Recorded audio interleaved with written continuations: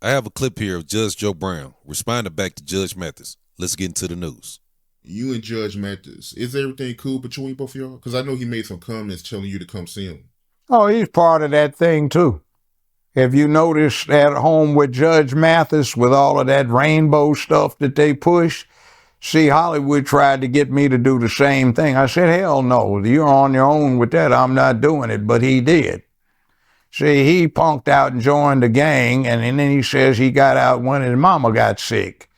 So he does his thing, and one of the most embarrassing moments I ever had as a black attorney or as a black man was in front of 5 members of the U.S. Supreme Court and the Second Circuit Court of the Judiciary.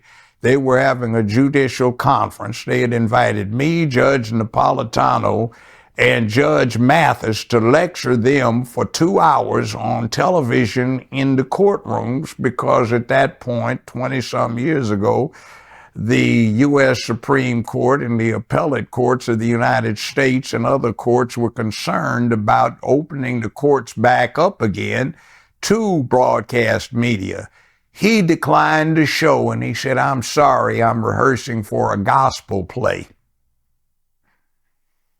So I found that embarrassing. You're doing a church gospel play and you miss out on an opportunity to address the Second Circuit Court of Appeals for the United States.